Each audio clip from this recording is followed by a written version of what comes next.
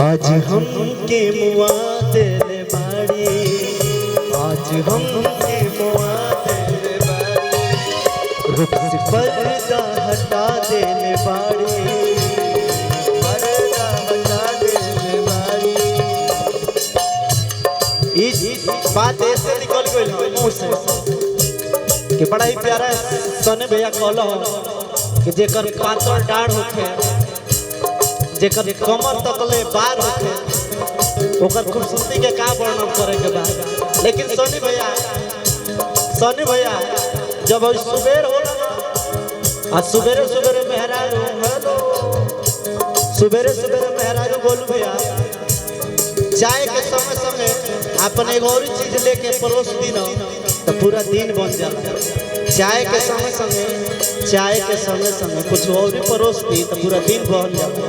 अब का परोसी तो आज अच्छा कटी दिन बुझाता, आज अच्छा कटी दिन बुझाता, भोर ही मुस्कुरा दिल बाड़ी, भोर ही मुस्कुरा दिल बाड़ी, आज हम के मुआ दिल बाड़ी, आज हम के मुआ दिल बाड़ी। इस पागल दीवाने को मैंने अपना दिल दे दिया, इस पागल दीवाने को आँखों से पाए चाहत के मसाने को।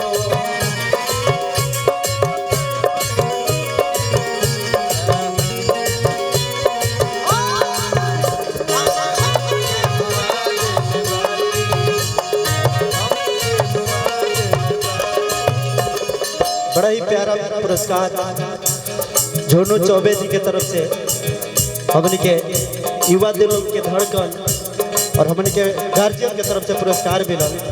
बड़ा ही प्यारा भाव बा। मैं कदा आज जाए के नहीं खे, मैं कदा आज जाए के नहीं खे, मैं कदा आज जाए के नहीं खे। हमने के बाबा बालेश्वरनाथ स्टूडियो के मालिक अमित भैया की तरफ से पुरस्कार मिलल। बड़ा दिल के बाद 50 रुपया काम किया तारा 50 रुपया लौकता 5 और 0 हमारा ये लौकता कि 8 साल के स्ट्रगल में पहले बार 50 रुपया मिलल। तो गवर्नमेंट भोजन ने मिल, हां वो तो एक दिन और ही मिला रहा है। मैं कदा आज जाए के नहीं खे, मैं कदा आज जाए के नहीं खे, मैं कदा आज जाए के नहीं खे। का है आँख से ही पिया दिल बाड़ी, आज हम के रोआ दे, आज हम के मुआ दिल बाड़ी, आज हम के मुआ दिल बाड़ी, दुख से पर्दा हटा दिल बाड़ी, आज हम के मुआ दिल बाड़ी, पर्दा हटा दिल बाड़ी, आज हम के मुआ दिल बाड़ी, आज हम के मुआ दिल कि भोरा ही मुस्कुरा दिल बाड़ी। अनुप भैया बहुत बहुत शुक्रिया।